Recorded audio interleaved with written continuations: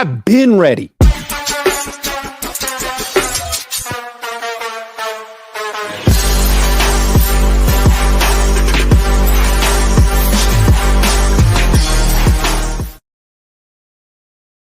Hey, how's it going? Welcome to the Cohn Zone. Finally back in Northern California. Grant Cohn, Lowell Cohn. It's so nice to be back. It's a balmy 54 degrees out here, which is so much better than Indianapolis. It's nice to see your face, Dad. How you doing? Nice to see your face too. I'm batting 1,000, Iggy. I'm not. I was doing good, but I was so eager to come back from Indianapolis that I just left my suitcase in the trunk of my Lyft driver's car, and he can't find it. It's gone. So now I have to find new socks, and I like those socks. I'm sorry that happened. What? You roll with the punches. You roll with the punches. I need to become a more serious person sometimes, and that would be an area to start. The Niners are in the process of becoming a more serious team, and you put out the seriousness test earlier this offseason. Would you please remind the viewers what the seriousness test was? Yeah. If they want to prove they're a serious team, this is what I wrote right after the season. They have to get rid of two players, Deebo Samuel and Juszczyk. They've already gotten rid of one, the fat, malcontent wide receiver. They got rid of him, and that was important because he was a non-contributor, and he was a pain in the neck. He choked the guy. He complained he wasn't getting enough, passes, all this. You don't want a guy like that, especially when he's not good. When he got passes, they went through his hands. Good kick returner. Yeah. So, and we'll come back to his value in the league in a minute. So they are 50. They're half the way to paradise. That used to be a song. Yeah. They're 50% of the way there. Now they got to get rid of Juszczyk. And I want to be very clear about this. I wrote on Substack that they got to get rid of Juszczyk. And several people, fair enough, wrote, you don't really like him. That's why you want to get rid of him. To say I don't like him is an understatement. I can't stand him because he went public and implied that my son is a sexual deviant. He did do that. He did do that. And when someone does that publicly to your son, see how you feel about it. In addition, neither Kyle Shanahan nor Lynch did anything about it. I don't expect anything from Kyle Shanahan because he doesn't deal in the personal sphere. I don't know what sphere he's in. Maybe he's listening to the music of the spheres. But Lynch knows better. And Lynch and Bill Walsh would have done this. Lynch played for Bill Walsh. Would have called him in. You don't say things like that. It's a potential lawsuit, which Iggy didn't do. Go apologize, or you're out of here. Mm-hmm. Okay, so I don't like Juszczyk intensely. Having said that, they really should get rid of him. And it has nothing to do with my feeling about him. And why? People wrote, well, he's important to Kyle's system. The running back runs behind him. There are a lot of ways to get running backs to get yards. This guy almost never carries the ball. He's fairly useless. You can get other people to lead block in runs. And key point, when he's on the field, a better player is on the sideline, i.e. Juwan Jennings used to be on the sideline because this bum was playing. Ricky Pearsall, better player, more explosive, more likely to score on the sideline so this bum could play. So if Jacob Cowing, one of their faster guys, mm-hmm. and they need speed. This guy he runs like a refrigerator. Jordan Mason. They could have used two backs, Iggy. Yeah. The Commanders do that all the time. Yeah. And if you say, well, it's not Kyle's system, Kyle needs to adjust the system to get the best players on the field and not a guy like this. And to get rid of him would be sending a message. And it's a cliche, but there have been people around here lately have been sending messages that we only want the best players. Not about money and not about age or anything like that. We only want the best players. And we're getting rid of this guy because he's taking up space. And it's like, is Deebo a bad player? No, he's not a bad player, but he's like definitely not living up to his contract anymore. So you got to go. And Juszczyk is not even coming close to living up to his contract. They're going to have to give him $4.6 million in cash this year to do what? Not to run the ball. He'll catch 15 passes, but there are like 7 or 8 or 9 or 10 better receivers on the team than him. And as his blocking is solid and getting worse, and he's entering his mid-30s. There's no way he can be making $4.6 million in cash when they're getting rid of other people to save money. Yeah, and I agree with that. But for me, money isn't the issue. Do you want to be a championship team? Mm-hmm. You want to come back and be a championship team? You have to have championship players. Yeah. Not this welfare guy getting welfare for doing nothing. You don't have people like that on the team. And you show the locker room, we're upgrading. We don't want him anymore. He's old baggage. Yep. Do you know how long ago Bill Walsh would have gotten rid of him? Yep. Never would happen. He wouldn't have been on the team in his 30s. No. And Kyle is just so locked into, I need a fullback on the field. There's not that many fullbacks in the world. It's time for him to evolve and adjust and either get a second tight end or a third wide receiver, something else. But this guy's got to go. Iggy, the fact that he's still on the team, and again, I hope he's not for next season, is an indictment of Kyle Shanahan. Not the only indictment, but it's an indictment of Kyle Shanahan that he relies on this. He's no longer a thoroughbred, Iggy. He's a nag. Mm-hmm. He's ready for the glue factory. Yeah. And I think what complicates the seriousness test, and we're trying to give the Niners praise, we're trying to start off positive to start the show, but it's not like, or at least according to reports, according to them, they didn't wake up one day and say, we got to get rid of Deebo. Deebo woke up one day and said, I got to get out of here. So that's rough. It's complicated. And when a guy, let's talk about Deebo. I never met him, but I've been around athletes a lot. I want to get out of here. It means I can't flourish here anymore. They don't appreciate me and they don't feature me enough. Does that seem like a fair interpretation? Yes. Okay. So the Niners took a 5th round pick for him, meaning they understood he had almost no value. This is a guy who a few years ago was the second most exciting player in the league next to Lamar Jackson. Now they're taking a 5th for him, which is nothing. Nothing. It means you mean nothing to us. We'll take pennies on the dollar to just get rid of you. Yeah. It also means Washington doesn't think much of him. They're only willing to give a 5th. So for a 5th, we'll take this guy and see if he works out. We have Adam Peters. We'll see if he works out. I heard, and again, I didn't confirm it, but someone familiar with what goes on in the league said the Niners reached out to Houston to see if they were interested in Deebo. Houston never got back to them. That's what I was told. I don't know if it's true. The guy at Houston used to be one of the coaches on the 49ers, D'Amico Ryans. Yeah. He didn't want to touch, according to my source, he didn't want to touch him. That is so interesting. Yeah. Because to me, the problem with Deebo Samuel is like, not only is he older and overweight, but he has a big platform. He has a podcast. He'll go on his podcast and talk about how he's not being used correctly. I mean, who needs that? No team needs that, especially for a guy on the downslope. And when I say he's on the downslope, he's not on the beginning of the downslope. He's all the way on the other side, almost reaching the ground. Yeah, he really is. And I mean, I guess there's a world where he has one more good year for the Commanders and they're taking a flyer that it could happen, but they're not giving him an extension. Most likely he won't be on the Commanders next season and he'll be bouncing around the league for the rest of his career. As long as that lasts. He's not going to have a good seasons for the Commanders. His good seasons are over. Yeah. It's over for him. Yeah. And what he's learning because of what the 5th round pick should tell him is, I am not as valuable in the real world as I think I am in my mind. Yeah. In my mind, I'm a superstar. I'm worthy of a number 1 pick, but the world doesn't agree. Yeah. Reality doesn't agree, and he needs to pay attention.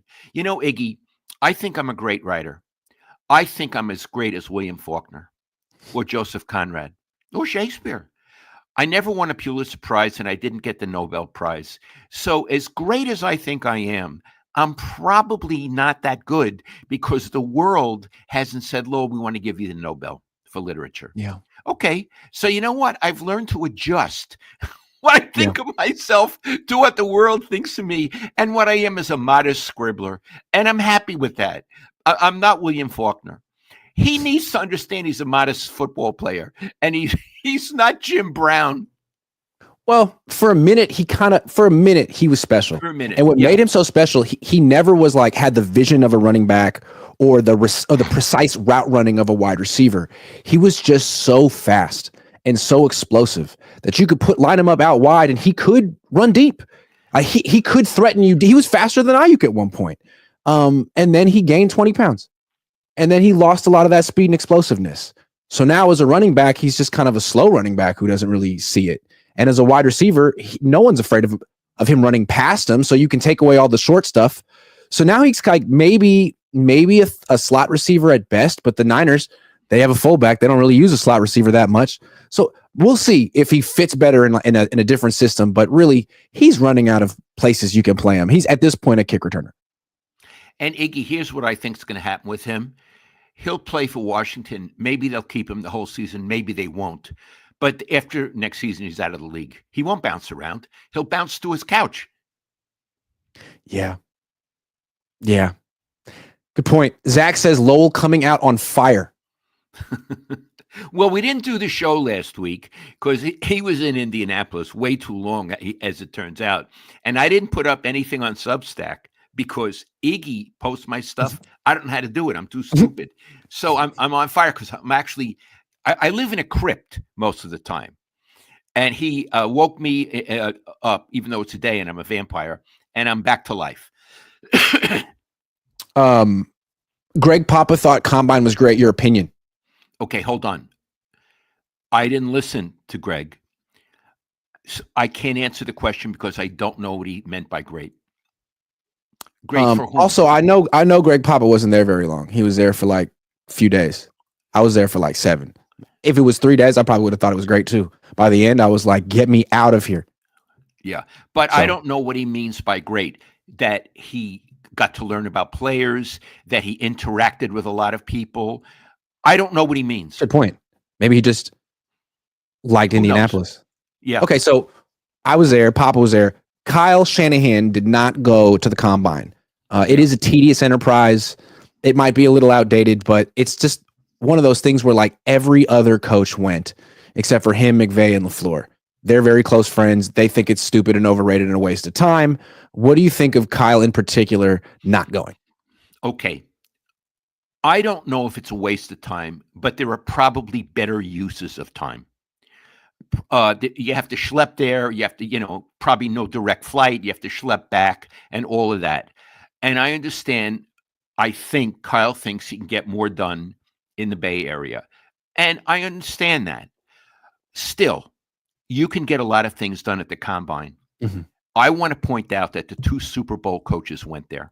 Yeah. Sirianni and Reed. These guys have won Super Bowls. They got off their ass and they went to Indianapolis. They thought that... And their season just ended. Kyle's had time. Yeah. Kyle's been on the couch for a long time. Mm-hmm. These guys thought there was value. And you're the only one who asked it, and you asked it to all the coaches, why do you come here? And they said, I can look someone in the eye. Iggy, you know that when you talk to somebody personally, as opposed to on a Zoom call, it's entirely different. Yes. Yes. It's really, when you're in a room with somebody, across a desk, sitting in chairs, there's so much in 5 minutes that you can never learn in an hour on Zoom. Mm-hmm. So, and here's the main point. When you have a 6-11 season, you are the face of the franchise. You have to show that you're eager, that you're willing to do something extra, even if it's just for show, just for optics. If Andy Reid and Sirianni can go, and they were in the Super Bowl, Sirianni won the Super Bowl, get your ass on a plane and with your six measly wins, and show that you want to talk to players, that you want to interact with GMs and other coaches and the media. Show the Yorks, look, I'm really trying, and I'm boosting the profile of the 49ers. If there's work you need to do, bring a computer and do it in the room. You have a phone, call people. Easy. If you think going out and schmoozing at night is a waste of time, don't go out and schmooze at night. Yeah, be a serious worker. But with your 6 wins, you show up. Pete Carroll went. Mm-hmm. You saw him on the plane. Jim Harbaugh went. What are you Pete talking Carroll flew about? coach to go. Yeah. I think when you have a crummy season like that, you have to show you're motivated. And I'm going to show the world I'm motivated. And that's why I'm going. John Lynch went. Yes. And he had to answer a lot of questions that should have been directed at Kyle. And not only did John Lynch go and talk to all those players and be prepared and give the interviews and try to make them engaged, he spoke to us for 15 minutes at the podium, and then he spoke to the reporters who cover him every day for another 20 minutes in a private setting. Would have been nice if Kyle had done that. I want you to know, Iggy, what he did with the local media, I really respect. Yeah, and it's a throwback to how executives and coaches used to treat us. When I would be at events like that, A's, Giants managers, Warriors coaches, Raiders, Niners, Lowell, and a few others, come on, let's talk privately after the whole thing. And it would answer forthrightly. Sometimes we'd go off the record, Iggy. You know, and now everything wasn't recorded at that time, but you know, Frank Robinson, you told him, say, okay, guys, we're alone. Let me go off the record. You can't write it. You can't, nothing. But I wanted to give you the background because you don't know about this player or about what happened here. And you could forge relationships. Yeah. Our business used to be about relationships. Now, especially the NFL, they don't want you to have relationships. True. So what Lynch did, I really appreciate. And it shows he's savvy. Again, can we stick with this for a second, though? The whole thing going to the combine is forging relationships, agents, players, teams. Like Kyle doesn't value that. And I think I don't know. He has some relationships in the league, but it's not like he's constantly networking and going outside of his own network. Yeah. Let's just say he apparently doesn't value. Because we don't know really. But if he did, he'd go. But yeah. Yeah. If he went, it would give the impression that he did, you know. And it's interesting, Iggy. He and his two pals, McVay and LaFleur, they didn't go, right? I'm going to give McVay credit for being a good coach. He won the Super Bowl. Yeah, Iggy, I got to tell you about LaFleur. He has good players. He is a worse game manager than Kyle Shanahan. That's true. He is a functioning moron on the sideline. Yeah, he is a really, really bad game manager. Yes. My point is, who cares what he does? Yeah, seriously. LaFleur doesn't go? Who cares? Yeah. This is a guy, he doesn't know what's happening in the next play. No, he's a freaking disaster in the playoffs. It doesn't matter how many wins they have in the regular season. They're going down in the playoffs every time. He looks confused. Yes. He does. It's like, oh, what do I do now? What do I do now? Ask Nick Sirianni what you do now. Ask Dan Campbell. Here's what I think is interesting too. Like, so those are his friends, Kyle's, but his two former underlings, people that he coached, D'Amico and Mike McDaniel, they go. So when they were with the Niners, maybe they were like, our head coach isn't going to the combine. Well, if I ever get an opportunity to be a head coach, I'm going to do that differently. D'Amico was there? Yes. Again, every coach was there except for those three. Harbaugh and Tomlin didn't talk. Tomlin, he has something going with the Pittsburgh media. I don't even know what's going on there. He didn't talk to them, but he was there talking to players. And I think Harbaugh had some procedures recently done, some surgery. Yes. Maybe that's why he didn't talk. But everyone else did. Yeah, Kellen Moore didn't show up, but he just got hired 2 weeks ago. Right. And clearly he had things to do. Yes. Right. Yeah. I totally get that. But Shanahan's been sitting on his tush for over a month. Since January 5th. Yeah. Go. Yeah. Right? Yeah. So again, I want to say, Iggy, it's a bad look.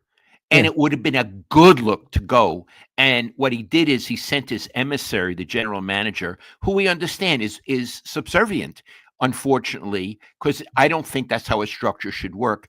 And to his credit, Lynch knocked it out of the park. He did. Lynch is you think like, well, Lynch isn't a strong general manager, and what does he really do? But in an organization where Kyle Shanahan has ultimate power and is essentially the face of the franchise, God, you need John Lynch. Because you can't have Kyle be the face of the franchise. Can't be the No, voice, the face, nothing. He could be the brain, I guess.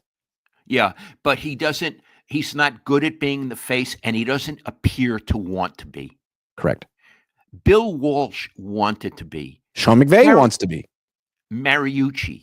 Yeah. He was very charming. Yeah. He wanted to be. Yeah. And you pulled for him because he knew your names. He was, Mariucci's a good guy. B minus coach, but a good guy. This guy, if he could walk in your field with a bag over his head, he'd be happier. But at the same time, he wants to be the star. He wants the credit, which is, I think, kind of interesting about him. He doesn't want to be the person who's like speaking for the team or representing the team, but he wants to be the person that gets the credit when they win a game or score 30 points. Like, sure, the player's really good, but did you see what the genius did? Yeah. Iggy, I would say Kittle is more the face of the team than the coach is. I would say Brock is more the face of the team than the coach is. I would agree. Yeah. I would agree. And I think it's a shame. I think among the skills of being a head coach is being the CEO, the face of the team. And I think Kyle, I think he could do it. He needs a little help. And it would help the image of the 49ers a lot to have someone really articulate and enthusiastic as opposed to someone going, with a hat unshaven, not looking at you. Right. That's not, Mike Holmgren didn't act like that. Yeah. Denny Green didn't act like that. No. His father didn't act like that. John Lynch doesn't act like that. No, John Lynch, he's sort of, in a way, golden. He's golden. He smiles. He knows your name. I mean, maybe he took courses in that stuff. He always, Grant, that's a good question. You know what I mean? He always knows everybody's name. Has Shanahan in all the years ever used your name? Maybe once. I mean, really? Yeah. Every manager or coach I ever, Lowell, what's your question? But I mean, what's so interesting, like we're talking about the difference between being in person and Zoom. Let's stick with Kyle and John. So when the thing happened between me and Kinlaw, it's not like John said, "Hey, Javon, Grant, I'm going to set up a Zoom meeting between us. We'll talk for half an hour." Right? That would have been ridiculous. We needed to be in the office, in Lynch's office, sitting face to face, looking each other in the eye, feeling each other's anger or pain, whatever it was. You couldn't do that on Zoom. Oh God, no. And in the room were Kinlaw, you, Lynch, their PR guy, Corey, what's his last name? Corey Rush? Rush. I don't know why that escaped me right now. And Matt Mayoko, because Matt is the senior guy in the beat and wanted to represent media. Yes. And it was, but orchestrated by Lynch. That was a shining hour by Lynch. And again, Lynch did it, not the coach. And it shows... Yes, correct. Lynch did it, not the coach, and it shows Lynch's feel for people. Because he made it work. We don't have to get anyone in trouble here. Grant doesn't have to go. Javon doesn't have to go. Let's just sit down like men and actually talk to each other. That was a good move. That's what I would have liked to have done if I were. That's what I would like to think I would have done if I were in Lynch's position. Yeah, and I think you would have, Iggy. Yeah, because you were very well brought up. Whoever your dad is, I think you were very well brought up. Shout out to my parents. Lamont 757 says, I think we can do the same, if not better, with Zach Wilson. If Brock wants too much, trade him ASAP. Really, he's Jimmy G 2.0 at best, or Danny Dimes. We're going to talk about Brock in a minute. Boxing fan 4 times says, who's a wide receiver you think makes sense to draft? Well, I was talking to Tom Walsh, who's been on the show a few times recently, and he was saying that Arizona kid, Tet McMillan, is a true split-end X receiver. Could be better than Brandon Ayuk, and if the Niners want to replace him. Now, the Niners really shouldn't draft a wide receiver in round 1 again, but this is Kyle we're talking about, and that 6'5" kid from Arizona. Tom likes him. Anoop says, how much dysfunction is there within the Niners? Is the 10% float a marker for a possible full ownership sale? Will Kyle and Lynch be there long term? I don't think they're going to sell that moneymaker. Do you? Iggy, what is a float? I don't know. I'm sorry, I don't know what that means. The Niners are considering selling 10% of their team. Oh, so if the team is worth $6 million, $7 million, they'd sell 10% of it. So almost $1 billion. That's a lot of money. Yeah. Yeah. I could see why they do it, and they would get the money, but the other people wouldn't have a say in the team. They would just it would be a vanity project. Correct. Well, I think that would make sense. I don't think they're going to sell that team. There's no way. It makes too much money.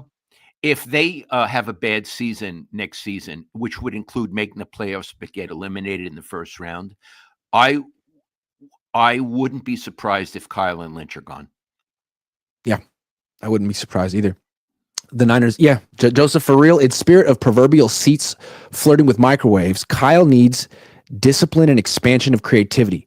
Given the world, he is subpar. You put Kyle in a sauna when necessary. Much love and I respect, man. I never really know what he's talking about, but I respect him, and he always donates $10. I would say one thing. I do think Kyle needs to expand his creativity, and I think he never will.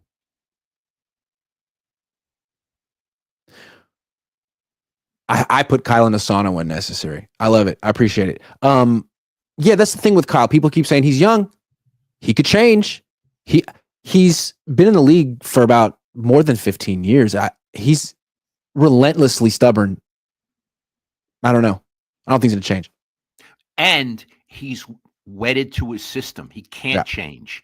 He doesn't know anything beyond his system. Andy Reid, he lost the Super Bowl. Andy Reid may have a system, the West Coast offense, but he changes it all the time according to his personnel. Kyle can't do it. That's true, which is why I didn't even want Patrick Mahomes. Jared Owens says, I've got to do it. Cam Ward to the 49ers. That's the top pick in the draft this year. Quarterback. Lamont 757 says, how do you guys feel about firing Lynch and getting a more powerful GM over Kyle and make him play the players' new GM picks and do contracts? I think it's too complicated because who knows what's in their contracts right now, Lynch and Shanahan. Right. Shanahan is, if they were to fire Lynch, I still don't know if they could bring in a GM who would be over Shanahan. Right, because Kyle could have it in his contract that he has certain say over certain things. Yes. Right. Good point, Dad. Zach Rivero says, why aren't the Niners going all in on a season with an easy schedule and Super Bowl and SF? Lynch sounds like he's giving up for the sake of money. This is an interesting question. The Niners are supposed to have a really easy schedule, but they're getting rid of players and they have the most dead cap space in the league. They have $65 million in dead cap and it could go up to 100 if they get rid of Ayuk. You know, the ownership may tell them, you're paying too much for an old team. We need you to cut. This may not be coming from Shanahan. I doubt it. This is coming from the Yorks. You were spending all this money and you won 6 games.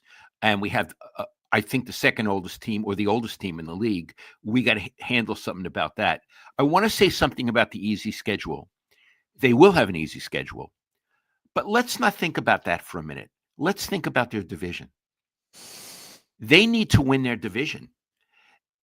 How many games they win their division last year, Dad? 1. They were 1-5. Iggy, that's a shanda. Shanda in Yiddish is a shame. It's a shame. It's a shanda. Now, Iggy, they need to win their division. I think in their division, they need to go 4-2 at the worst. Iggy, what is the likelihood of them going 4-2 in their division? I think it's low. I don't think they're going to. They would have to beat one of the teams twice, right? And split with the others. So you beat the Rams once, you beat the Seahawks once, and you beat the Cardinals twice.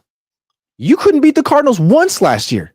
They're not going to beat the Cardinals twice. I don't think so. And what's more, Iggy, the Cardinals killed them. I don't know. I feel like the Niners 3-3 would be more realistic if they could pull that off. And maybe not. Yeah. But 4-2, again, forget the easy schedule. You got to do well in your division. 4-2 in that division seems very ambitious. Because here's the thing about their schedule. It's largely easy because they get to face the AFC South and the NFC South. That's 8 kind of easy games. Well, maybe not 8, but 6 or 7. every other team in your division gets to face those teams too. Right. So, yeah, you could win 11 games this year. Cardinals could win 12. Rams could win 13. It could be one of those kind of years. Doesn't mean you're making the playoffs or that you're that much better as a team. Right. The Young Montana's been a member for 42 months. Thank you, the Young Montana. Juan Carlos Montano says Grantavius X Lowell Navius. I'm thinking about making right now it's $2 a month to be a member. I'm thinking about upping it to like $4 or $5, but I'd want to like add all kind of new services. So if there's anything that you would like, a perk of being a member, let me know, and I'll throw it out there before I increase the charge. But I want to I don't really offer you guys very much right now. Tyler Caressley says, Grant, honestly, I think Lynch is more of a leader than Kyle ever was for this organization. Oh, no question. Iggy, Lynch is not a leader. I mean, no. He has leadership qualities, but he's not a leader in that organization. True. I wish he were. I wish he were. Good point. Okay.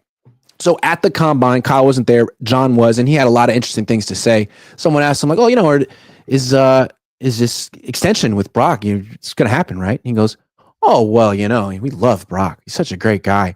And we really want him to be here as long as we're here, which is a weird way to phrase it. Not we want him here forever or for long term. We want him here as long as we're here.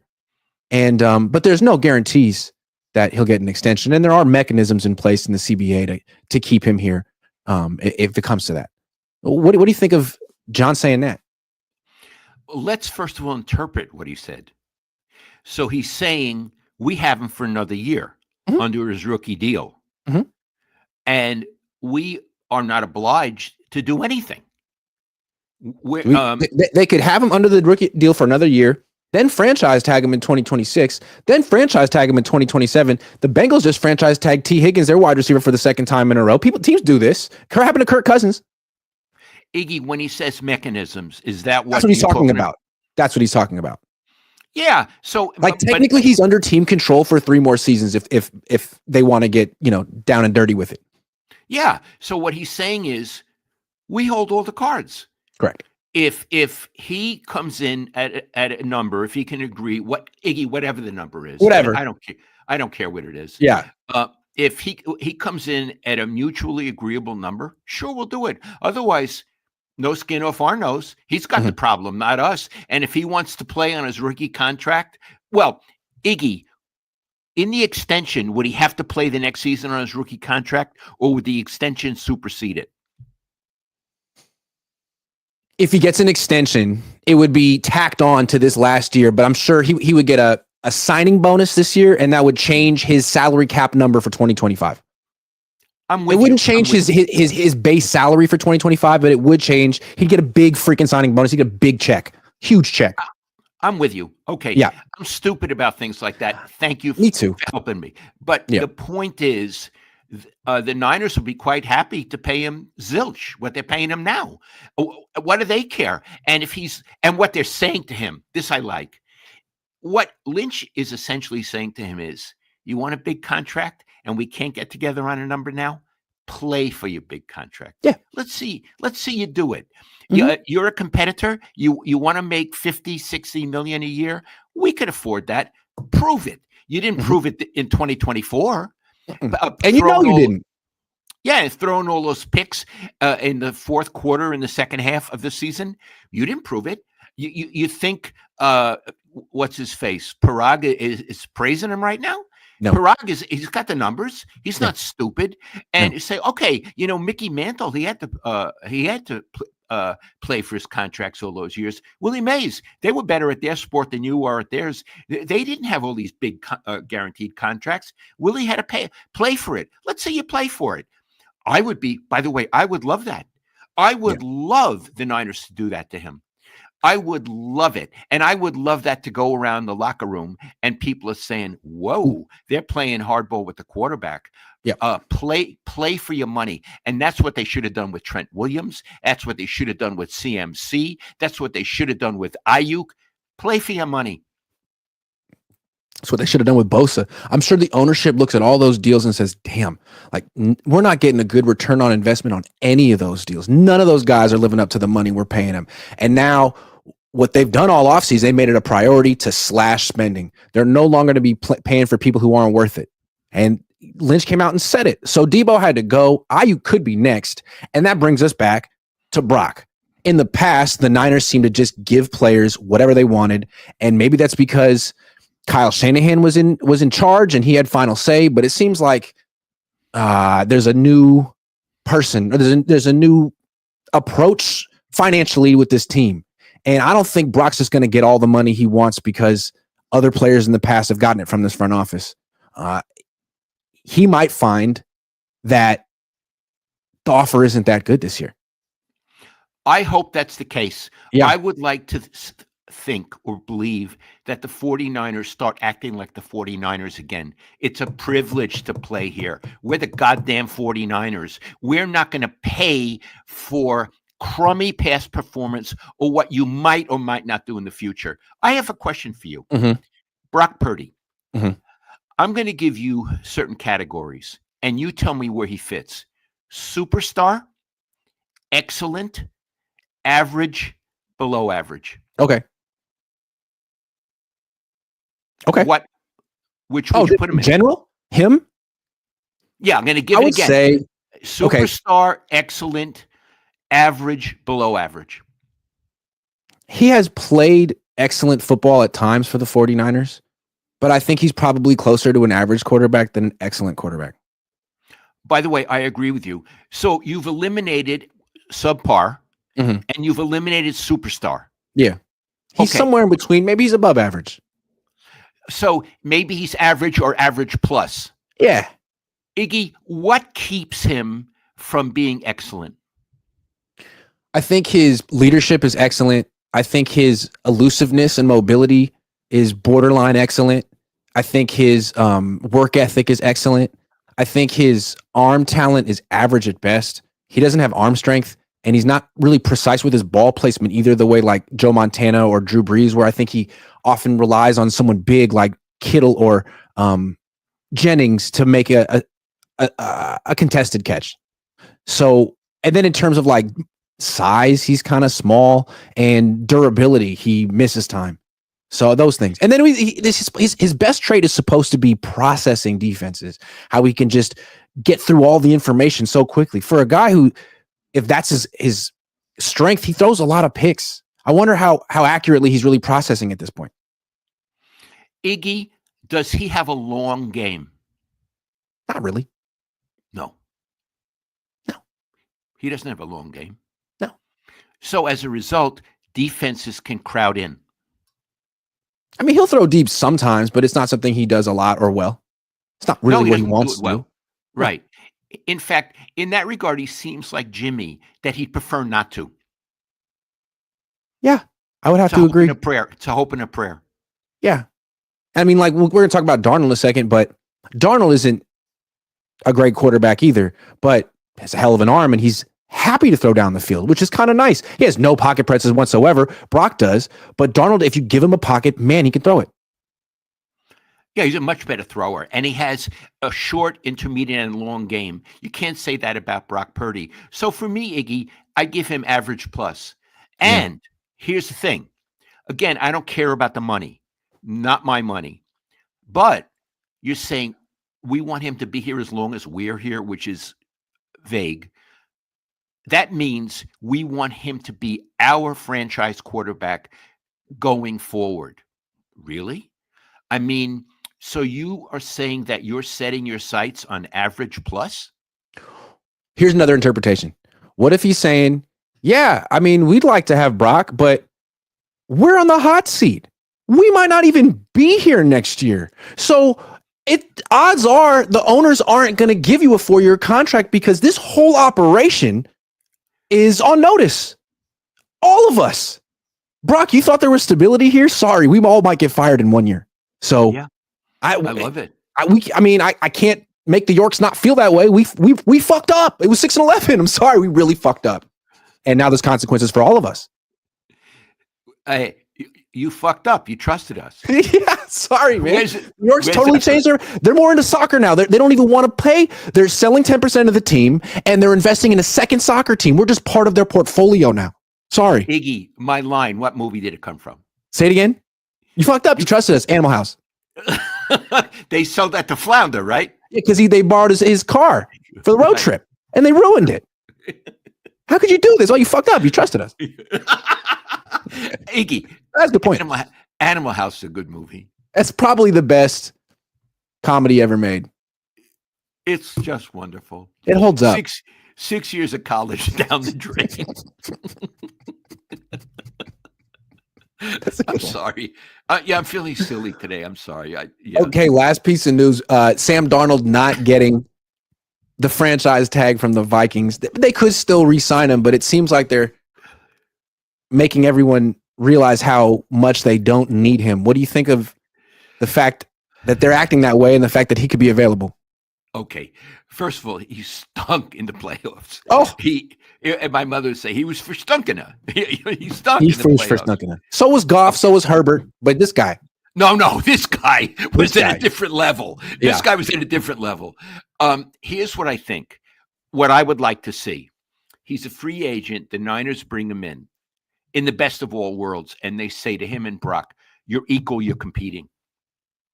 You're competing for the number one job." I think I would be happy if they don't pay Brock, and I'd be happy if they say, "Oh, you want an extension next year? Compete with this guy." Yeah, not like you're Brock is number one. You're both number one. Not like that. Here's the thing, though. Darnold's going to get paid by some team probably, and I think what's interesting is the Niners can wait on Brock and see what Darnold ultimately gets offered, and then offer Brock like a little bit more, just a little bit more than Darnold. Be like, all right, here you go. Here's essentially your value on the open market. And if Brock Purdy is offended that the Niners only see him as slightly better than Darnold, that's his problem, because some people might think he's slightly worse. Yeah, and also his feelings getting hurt are not the Niners' problem. Yeah. It's a very cruel world, the NFL, and I'll add the world. Yeah. The world itself is very cruel. Yeah. And if Brock really wants all the money he thinks he can get, whatever it is, $50-60 million a year, and he thinks, well, I mean, Bosa got it, Ayuk got it, I can get it too. Well, Darnold's another option the Niners can go to. Aaron Rodgers is another option the Niners can go to. They could trade you and draft a quarterback and have a guy on a rookie deal for 4 more years, and maybe that's something the Yorks kind of like the idea of right now, considering they're trying to save cash. I mean, don't mess around, Brock. Iggy, you mentioned Aaron Rodgers' name. Yeah, I threw that in there. I tried to just throw him in there. Okay. He's more of a something they could use in the negotiations against Brock, but you're not really seriously considering bringing him on the team. No, and let me say why. First of all, I think he's washed. Yeah. The other thing is, he is such a sour pickle, Iggy. Yeah, he's a sour pickle. I don't think you want a sour pickle. It's not a dill pickle. We're talking full on sour. Oh, he's full on sour. I mean, yeah, he's a full on sour kosher pickle, which you get him on nickel on Avenue M. They go in the barrel with the thing. They were great, but you don't want him as your quarterback. What I don't like about Aaron Rodgers, whenever a wide receiver misses a ball, he gives that look. That's the look. It's like, oh, he let me down. It's like, you're supposed to have your teammates back. And it's like, everybody's a schmuck but him. Yeah. So he gives you this look like, I'm never throwing you the ball again. I'm actually going to trade you after the game. You don't know about I'm the general manager. Right? Really? And Iggy, can you imagine press conferences with him if it's a question he doesn't like? I don't know. I've never done it, but I did it in college when he was in college. I don't root for this team, and I do try to suggest what's best for them, but they don't take my suggestions. So I'm not saying they should bring in Aaron Rodgers, but if they did bring in Aaron Rodgers, it would be the best day of my career. I would love every minute of the Aaron Rodgers experience on the 49ers because it would be so toxic, Dad. It would just be a circus, and I would love it. It would be the Niners just giving me money. Get here, take it. So I hope it happens. You could have an Aaron Rodgers segment every day, right? What did he say? I just don't think life is that good. I don't think you get it that good in life, but hopefully. I see what you mean. I see what you mean. It's like on they just fired Joy Reid on MSNBC. She said such stupid things every day that every other news outlet could lead off with making fun of her. And so now she's gone. Like Fox News has hardly anything to talk about. He would be the Joy Reid of the 49ers. I was at the combine. I was talking to the publisher for the Steelers site on SI, Noah Strackbean, and he was saying how much he was hoping that the Steelers would sign Aaron Rodgers, not because it's the right thing to do. And I was like, no. I want the Niners to sign Aaron Rodgers.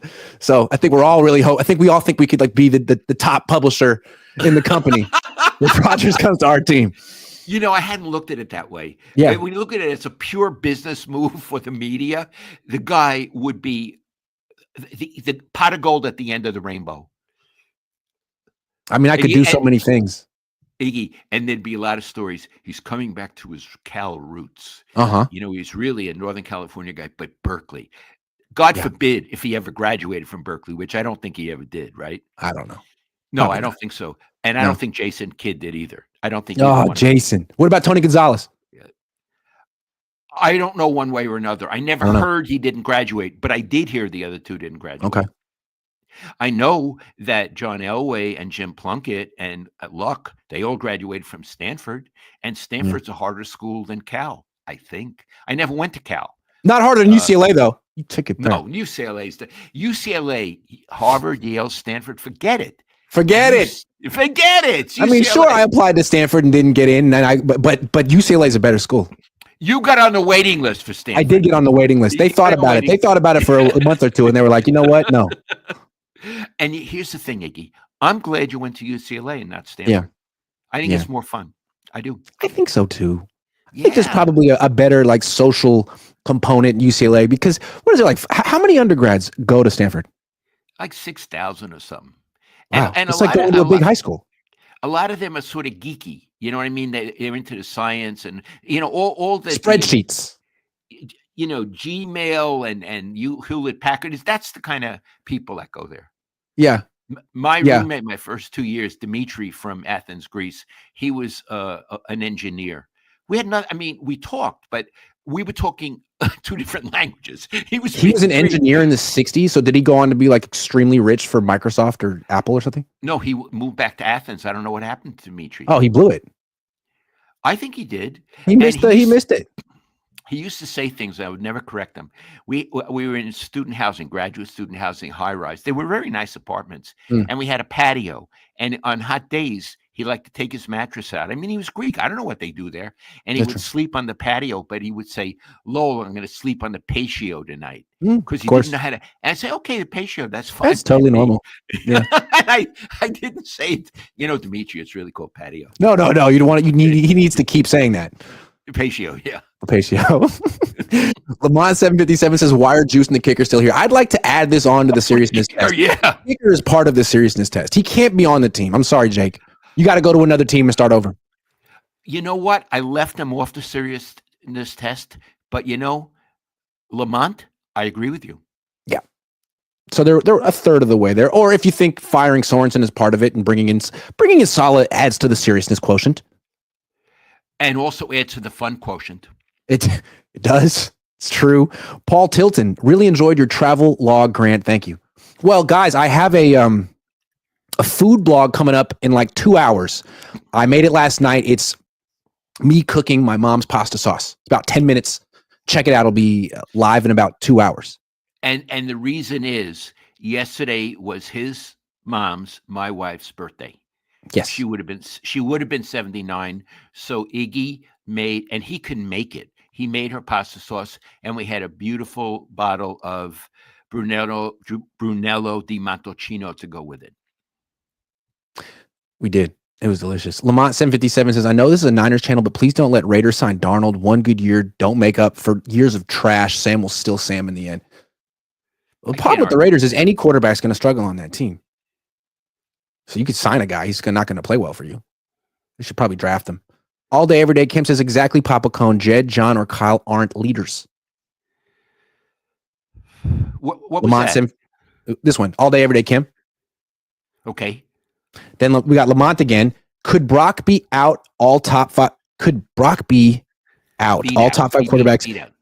Could beat out all top five quarterbacks in this draft in a quarterback comp. If not, trade him ASAP and get quarterback from Ohio or Dart, or at least Dart can run and big arm. This is a guy in the draft.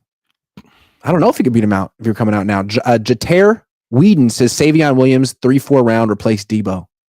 I think Pearsall's here to replace Deebo, but Maybe that one too. Iggy, All day, I think what? I think Pearsall's gifted. I think so too. Yeah, I like and Ricky Pearsall. and he has a great attitude, Iggy. He's a great attitude. Maybe he always had it, or maybe like the near-death experience added to it, but he has this like Zen calmness to him that's very interesting. Yeah. Yeah. All day, every day. Kim says, seen Andrew in this interview talking about one of his professors saying, if you have a great idea that makes you money, drop out of school. Andrew Luck? You know, a lot of people, like especially writers and actors, don't stay in college because they're more interested in pursuing their career. I understand that. And maybe that's where Aaron Rodgers was and Jason Kidd. And I understand that. It's just what bothers me is though they say, oh, or Tiger Woods, Stanford, Tiger Woods, in the sense that he played through Stanford, but he didn't actually graduate. So it's hard for me to associate them with the name of the school. Yeah, Russell Westbrook. He played through UCLA while I was going there. I'll never forget. I was going to a class that I got a C+ in. Dinosaurs and their relatives. It was such a hard class, and he was walking the other direction. I knew he was in class with me because he was there on the first day, and I was like, I said, Russell, I think you're going the wrong direction. And without breaking stride, he like looked over his shoulder and just gave like a loud laugh and kept walking. Like, you and I both know I don't have to go to this freaking class, and I'm going to get a better grade than you are. And I'm sure he did. Did he graduate, Iggy? He left after 2 years. Oh, he did. He left after 2 years. Yeah. Now, look, I want to tell you something. So, Iggy, with my parents, I had to get all A's. You know, they were Jewish. They were from the Depression. So, Iggy gets a C+ in Dinosaurs. This was freshman year. So I called spring quarter, and I said, did what my father would do. I said, Iggy, what is this? You got a C+ in Dinosaurs? And he goes, how old are you, Iggy? Like 18? 19. And he goes, 19. He goes, Dad, I'm working on my social life. I'm trying to get into Sigma Nu fraternity. What's more important? He says, Dad, to learn about dinosaurs or to really have the full social experience? I said, okay, have the social experience. I sold him on it. You like that? Yeah, he did. But I never got another C at UCLA ever. That was rough. The thing about that one, I thought it'd be easy, be one of the general ed ones, but it turns out you had to like really study fossils. Like, fuck, are you kidding? I can't fake that. I can't write a compelling essay at the end of the quarter to like get me to the B+ A- range. Like, I got to really know all the different. No, I couldn't do that. That was hard. That was hard. But you had a good social life, right? I had a great time. Yeah. In retrospect, I wouldn't have taken that class. I took another class on black holes, and I got an A in that one because that was a lot of it. That was interesting. Okay, well, tell you something. I didn't know about that. I didn't know about that one. See, you don't tell people about the A's I got in school. You tell them about the C+. He got an A in black holes. That's right. Thanks. All right, that's the show. Thanks for watching. Make sure you check out my cooking video that's coming out in a couple hours. And Dad, I love you. I love you. This was a lot of fun. Hold on. Big Lutch says a little late to the show today, but how was Brooks Austin? My two worlds colliding. Shout out to the GOAT Lowell. Yeah, I met him for the first time. He's the SI publisher for the University of Georgia, and he's a great guy. We went out to dinner like 3 times with the whole group, and he's got like one of the all-time great voices. He's interesting. He's from Georgia, and there's a guy from Florida, and you can hear all the different kind of Southern accents. They're all different in a little way. I like it. Anyway, I like that. Good guy. Dad, I love you. I'll see you soon. I love you. I'm going to go study some black holes right now. You better get a freaking A.